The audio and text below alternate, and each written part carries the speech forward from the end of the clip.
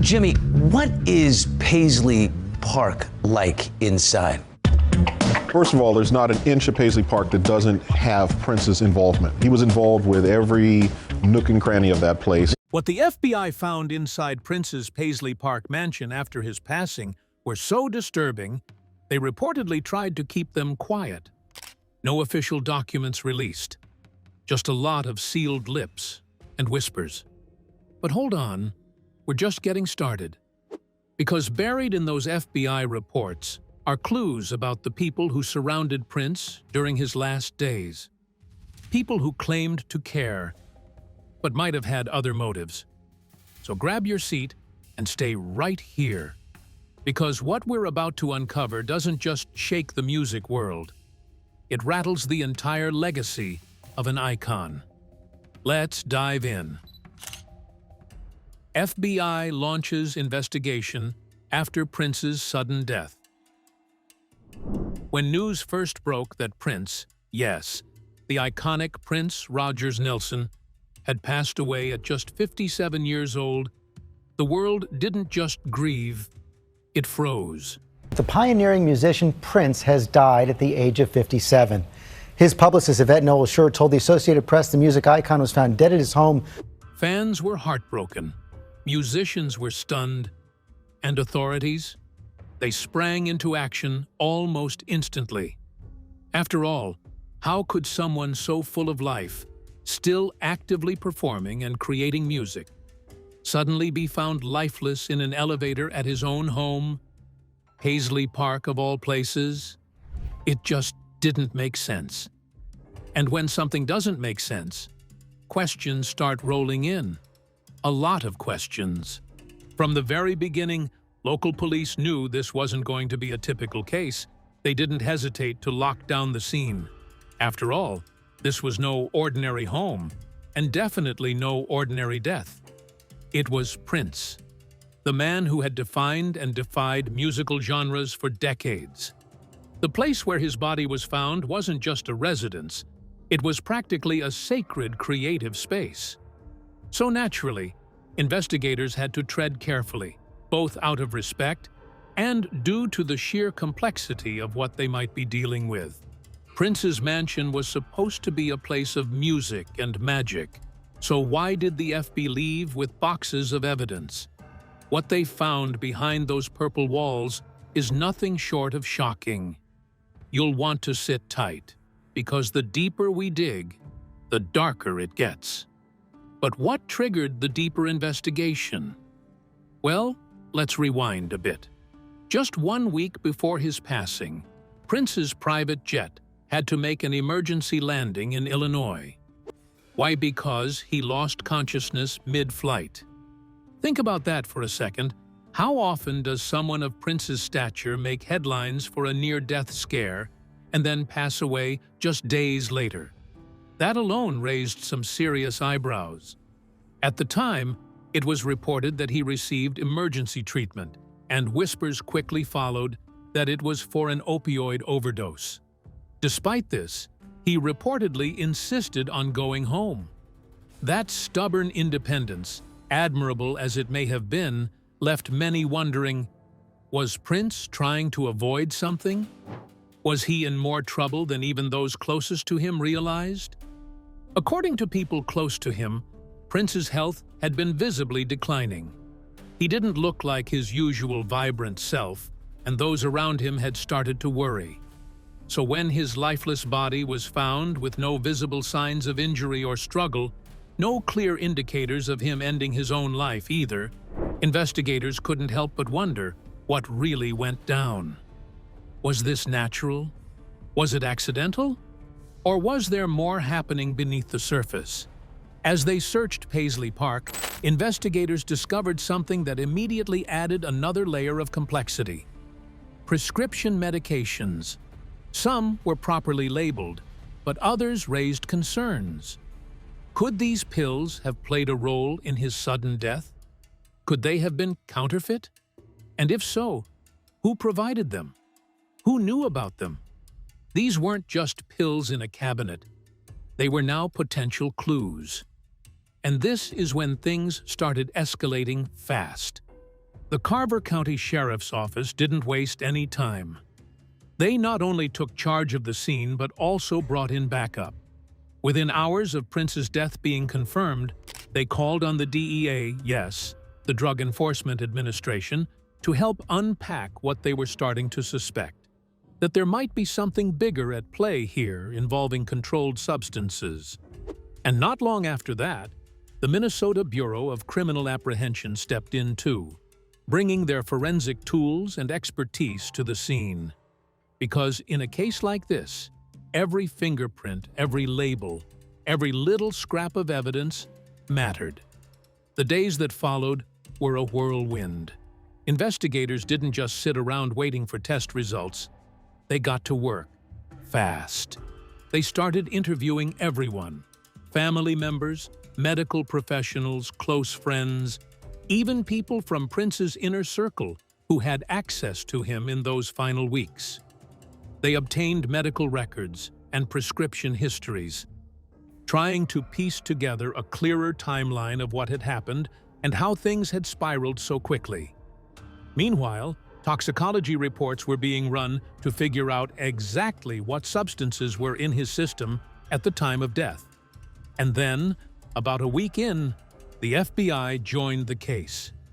That move might sound dramatic, but it wasn't without cause. The deeper authorities dug, the more it became clear that this wasn't just about one man and one bottle of pills. There were rumors and growing suspicions that some of the hard substances found in Prince's possession might not have been what they seemed. Could they have been counterfeit? Could they have come from outside Minnesota? If so, then the case had officially crossed state lines, making it a federal matter. The FBI's role in the investigation became vital. Their expertise in digital forensics meant they could dig through Prince's online activity, messages, emails, anything that could provide insight into how he might have acquired the medications. Did he order them himself? Were they delivered by someone else? Was there a trail of evidence that pointed toward a supplier, or maybe even a larger network? These were the kinds of questions only the Bureau could begin to answer with the tools they had. As part of the federal probe, FBI agents tested the pills found at Paisley Park. Some of those pills, shockingly, were found to be laced with fentanyl, a powerful synthetic opioid that has caused thousands of accidental overdoses. And this discovery shifted everything. Fentanyl, especially when hidden in counterfeit pills, is incredibly deadly. It only takes a tiny amount to be fatal.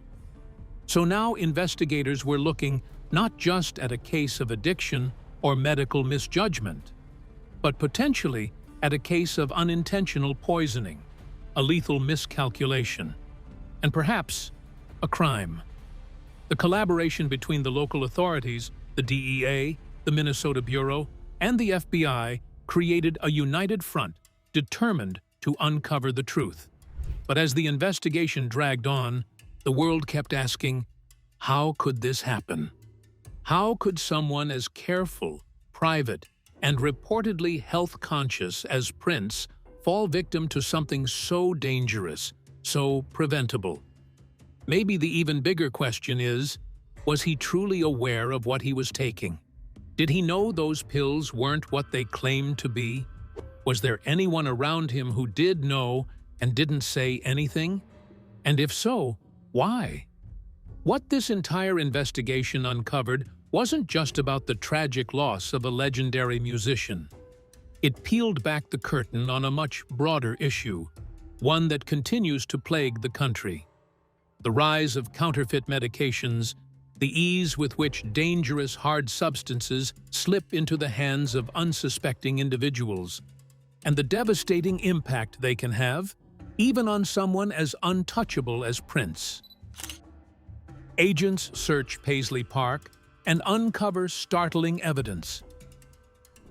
When investigators from the FBI stepped into Prince's Paisley Park compound to begin their extensive search, they didn't just find music memorabilia or flashy costumes. What they uncovered instead was something far more troubling. A silent, heartbreaking battle that the world-famous musician had been fighting behind closed doors. They found prescription medications scattered all over the place. Not a few bottles here and there in a medicine cabinet, but a sizable amount. Some in ordinary containers, others cleverly tucked away. It was like stepping into a mystery that no one had seen coming. Who would have thought that behind the genius and flamboyance of Prince was a man quietly suffering and managing pain in a way that eventually became deadly? As the agents combed through the Paisley Park estate, what they began to piece together was a picture that Prince himself had never painted publicly. Prescription medication like Percocet, oxycodone, and hydrocodone were found in various parts of the house. And here's what made things even more complicated. Many of these medications were not even prescribed in Prince's name. Some were under Kirk Johnson, his longtime bodyguard and assistant. The prescriptions included anti-nausea medications and, crucially, Percocet, prescribed just 2 weeks before the tragic day Prince passed. It raised questions. Was Kirk just picking up prescriptions for the boss as a favor, or was something being concealed? Was this Prince's way of protecting his privacy or avoiding scrutiny? Those close to him said he'd always been extremely private. But this level of secrecy? It hinted at deeper pain, both physical and emotional. But the most alarming discoveries were still ahead. Among the various pill bottles, investigators stumbled across an Aleve container labeled Watson 385. Sounds harmless enough, right? That's supposed to be a mix of acetaminophen and hydrocodone, something routinely prescribed for pain. But when the pills were tested, they turned out to contain fentanyl, the synthetic opioid that's up to 50 times stronger than heroin. That's when the reality hit hard. These weren't just regular prescription medications. These were counterfeit pills, dangerously potent and likely misused without full knowledge of their true contents. And if that wasn't shocking enough, other pills contained U-47700, a synthetic compound even stronger than morphine. One can't help but ask, did Prince know what he was really taking? Even more chilling was the realization that tests conducted before his death showed no fentanyl in his system.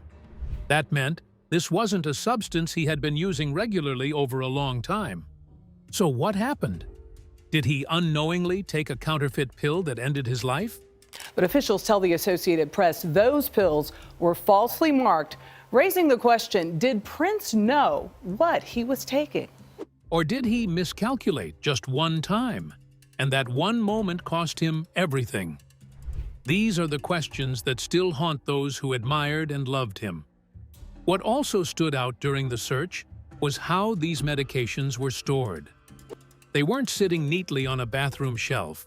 No, many of the pills were hidden in plain sight, stashed in vitamin bottles, tucked inside over-the-counter medication containers, and even placed inside a suitcase that bore Prince's alias, Peter Brave Strong. That suitcase also held handwritten lyrics to one of his songs, You Got the Look. Isn't that oddly poetic and heartbreaking? Lyrics representing life and creativity sitting right next to the very pills that likely took his life. Agents even found more than 60 fake tablets inside an aspirin bottle. Pills were scattered not just in his bedroom, but in areas like the laundry room and dressing room. It painted a clear picture of a man living in pain, one who was possibly trying to function, perform, and live under the weight of an addiction he couldn't publicly talk about. According to people interviewed during the investigation, it seemed Prince may have been going through withdrawals. He had been trying to manage things on his own, perhaps avoiding a full-blown public rehab experience. After all, he was a global icon, someone known for control and discipline. Admitting a struggle like this? It might have felt like failure to him, or worse, it might have been something he didn't fully acknowledge as a problem. Could pride have played a role, or was it fear of judgment? Either way, the evidence suggested that this wasn't just about substances. It was about pain, privacy, pressure, and perhaps a deep loneliness, the kind that not even global fame can fix. What's most tragic is the irony. Prince, who gave the world so much light through his music, whose creativity knew no bounds, whose performances lit up stadiums, was silently dimming on the inside. He was helping millions feel something through his art, but couldn't ask for help himself. Isn't that the cruel twist that fame sometimes brings? People think you have it all, so they don't think you're the one in need. But here's where things take an even more heartbreaking turn. When the FBI stepped into his private world, the mansion where he created, grieved, isolated, and dreamed, what they found wasn't just evidence. Stick around, because what they uncovered tells a story no tabloid ever could. FBI finds personal and musical artifacts in mansion.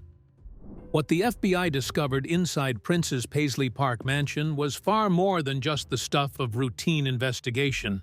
It was a window into the soul of one of music's most enigmatic legends. At first glance, it might have looked like just another case tied to medical evidence and forensic details, but as agents moved through the building, what they stumbled upon told a different story entirely. One can't help but wonder, in a world where celebrities often guard their privacy like treasure, what does it mean when that very treasure is laid bare before the world? Tucked beneath the estate, in the quiet of the basement, they came upon something that has long existed in music lore. The famous vault. This wasn't just a metaphorical vault, the kind artists speak of when they say they've got songs in the vault. No, this was a real one. A heavy, bank-style, steel-doored room designed to withstand time and curiosity. Inside, floor-to-ceiling shelves were packed with an overwhelming collection of Prince's unreleased music and recordings. We're talking about tapes, CDs, digital drives, reels of film, even scratch vocals that probably hadn't been heard by anyone outside his close circle. He had recorded so much material over the years that, according to people close to him, he once joked, though probably meant it, that he had enough music to release albums for the rest of his life, and for another 3 centuries after that. Think about that for a second. How many artists do you know who've got 300 years' worth of music stashed away? His former sound engineer, Susan Rogers, later revealed she began collecting and organizing these recordings back in 1983. It became her mission to safeguard every sound he laid down. Composer Brent Fisher, who collaborated with Prince for decades, added that most of what they created together has still never seen the light of day. Over 70% of it, to be exact. Can you imagine the goldmine of creativity, emotion, and genius sitting there unheard? And the discoveries didn't stop at sound. As they explored further, agents began to uncover something else equally mesmerizing: his wardrobe. You'd expect a few iconic outfits, right? Maybe a couple of ruffled shirts, or those unforgettable purple suits. But what they found was an archive that could rival any fashion museum. Thousands of custom-designed items filled the rooms, many of them preserved in glass displays, as if waiting for their curtain call. There were coats, trousers, jumpsuits, and silk blouses stitched to perfection. And the shoes? Around 600 pairs, each pair echoing Prince's bold taste and flair. All of these were creations from his in-house design team, who had the job, if you could call it that, of translating the wild and beautiful ideas in Prince's mind into tangible fashion statements. Every piece whispered a story of stage lights, fan screams, and that inimitable Prince energy. Doesn't it make you wonder just how deeply fashion was woven into his identity? But perhaps the most intimate discovery, one that felt less like evidence and more like a whisper of love, was found within Paisley Park's walls itself, Prince's final resting place. Yes, inside the very estate where he created, lived, and dreamt. His ashes were quietly kept in a glass and ceramic urn. But this wasn't just any urn.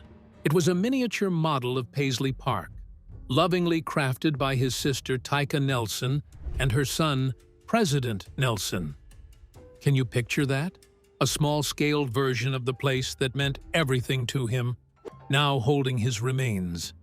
Adorned with 7 glimmering crystals, each chosen with care, the urn bore Prince's iconic purple symbol and even featured a tiny atrium inside, complete with a purple Yamaha piano, white doves, and a tiled floor that actually lit up.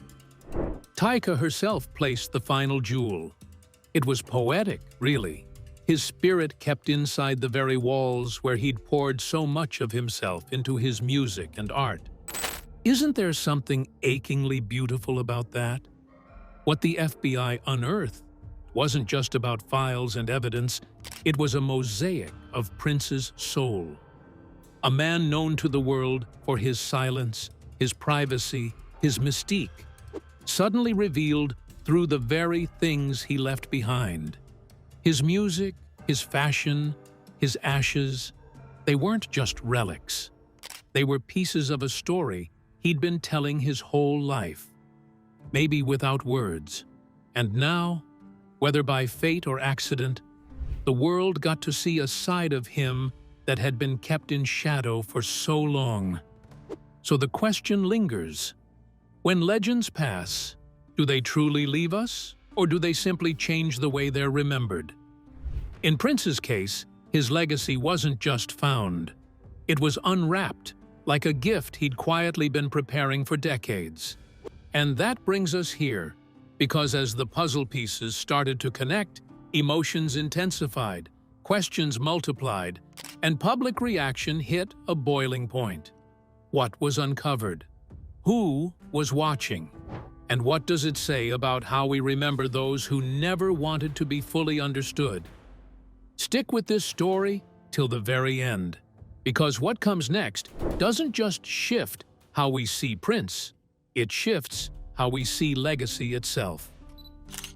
Public reaction grows as details emerge. When news broke that the FBI had uncovered startling details inside Paisley Park, the quiet, mystique-filled home of Prince Rogers Nelson, the public response was anything but calm. People were shocked. Understandably so. After all, wasn't Prince the symbol of otherworldly talent and creative discipline?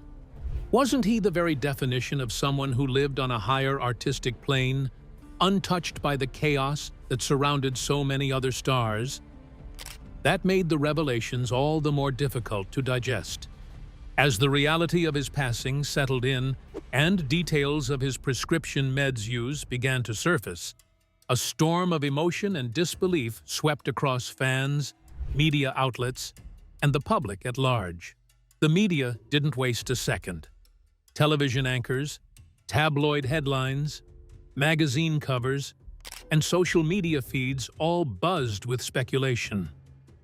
Some reports leaned heavily into the idea of a tragic fall from grace, painting Prince as yet another brilliant artist undone by substances. But others pushed back, hard. People started asking uncomfortable questions. Was this the whole story? Could there have been something deeper going on behind the velvet curtains of Paisley Park? Fans, especially, weren't convinced. Thousands of them came together online and offline to demand more answers, feeling that the official narrative just didn't sit right. In what turned into a grassroots movement, over 6,000 individuals signed a petition addressed to the U.S. Attorney for the District of Minnesota. Their request? A grand jury investigation into Prince's death. They weren't just casual observers either. Many of these fans had done their homework.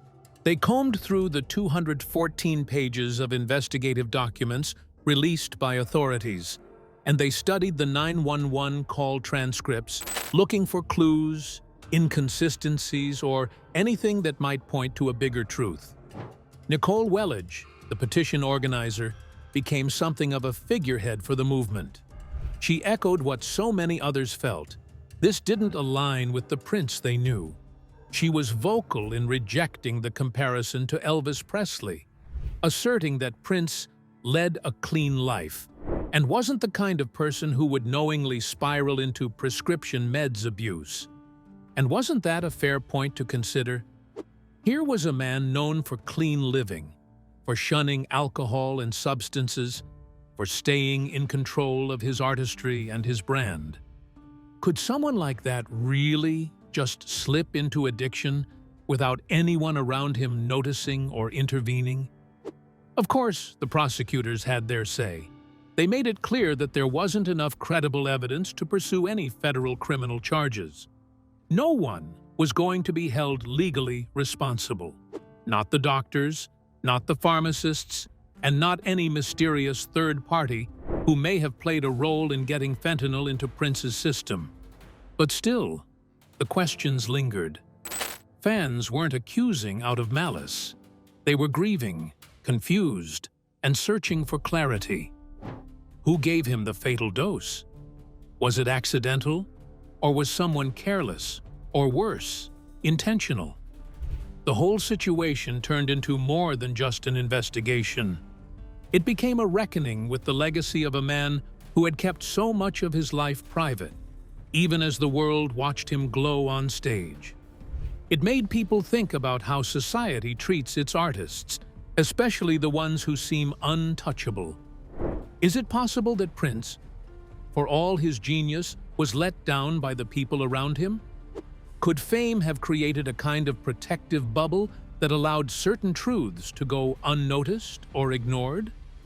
And let's not forget the cultural weight of Prince's image. He wasn't just a musician, he was a symbol of control, self-determination, and the power of staying true to oneself. To hear that he might have been suffering in silence, or that he may have been misled or even exploited in some way, felt like a personal betrayal to many who had looked up to him. That's probably why so many fans clung to the belief that there was more to the story. That Prince didn't just accidentally become a victim of opioids, that maybe, just maybe, someone needed to be held accountable. Statements from law enforcement and family. When Prince Rogers Nelson was found unresponsive in his Paisley Park estate in 2016, the world didn't just lose a music icon, it was left with 1,000 questions and very few answers. Who could imagine that someone so in control on stage, so commanding in every aspect of his craft, could fall victim to something as shadowy and silent as an overdose? In the aftermath of his sudden and shocking death, federal, state, and local authorities launched a sweeping investigation that stretched on for nearly 2 years. The goal? To find out how such a potent and deadly opioid made its way into the hands of one of the most private and enigmatic artists of all time. But despite all their digging, interviews, subpoenas, and lab results, the authorities came up short. They couldn't trace the exact source of the lethal counterfeit pills that took Prince's life. Can you believe that? With all the tools, manpower, and time they had, the trail still went cold. It was a sobering reminder that even fame doesn't always bring clarity, and that in the world of opioids, the lines between victim and villain are often blurred beyond recognition. Meanwhile, as investigators worked behind the scenes, Prince's family was taking matters into their own hands. They weren't just going to sit quietly and accept the official silence. Fueled by both grief and a deep desire for justice, they filed a wrongful death lawsuit against a number of healthcare providers and institutions. The list was long and included some very recognizable names: Iowa Health System, Unity Point Health, Walgreens, North Memorial Healthcare, and even Prince's own physician, Dr. Michael Schulenberg.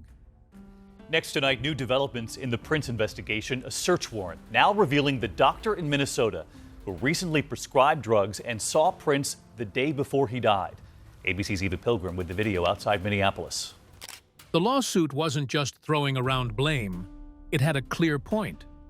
According to the family, these individuals and institutions had what they called an opportunity and a duty to recognize Prince's struggles with opioid addiction in the weeks leading up to his death. They believed there were signs, clear, noticeable signs, that should have triggered alarm bells. So why didn't anyone act? Was it neglect? Was it bureaucracy? Or was it simply that no one wanted to challenge a star so fiercely protective of his privacy? Despite the growing public pressure and the raw emotion behind the lawsuit, the U.S. Attorney's Office kept its lips tightly sealed. Every time journalists or concerned citizens asked about the legal proceedings or the progress of the investigation, the response was the same: no comment. It's frustrating, isn't it? When someone you've admired your whole life dies so suddenly, you want answers, not silence.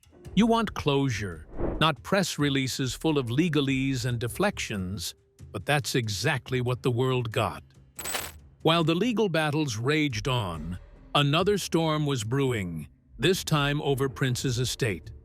Now, anyone who knows anything about Prince knows he wasn't just an artist.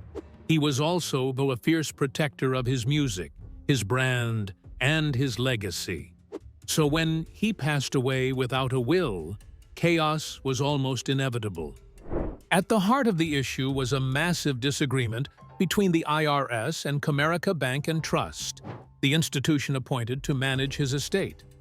Comerica had claimed the estate's value was roughly $82.3 million. But the IRS had a very different number in mind, $163.2 million. That's not just a rounding error, that's nearly double. Can you imagine what kind of tension that sparked? Because of that discrepancy, the IRS demanded an additional $32.4 million in federal taxes alone, along with a hefty $6.4 million penalty for what they called accuracy-related issues. In simpler terms, they were saying, you underestimated the value, and now you're going to pay for it. The back and forth over money, taxes, and control only added more layers of stress and conflict to an already painful situation.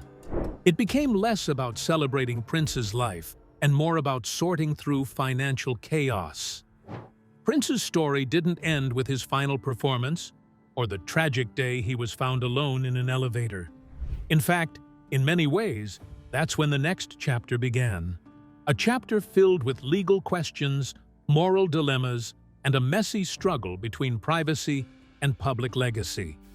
His death revealed just how tangled the world of celebrity can be when it comes to healthcare, addiction, money, and memory. It left behind more than a gap in music. It left a maze of unanswered questions that fans, lawyers, and even government officials are still trying to navigate. And perhaps the biggest question of all is this: how do you honor someone's legacy when the world keeps trying to profit from it, control it, or explain it away? The truth is, there may never be a clear answer. But what's certain is that Prince's impact on music, on culture, and on the people who loved him is far from over. With this, we have come to the end of this video. Thanks for watching. If you enjoyed this video, do well to like, comment, and subscribe for more content. To enjoy more thrilling stories, click now on the following video that pops up on your screen.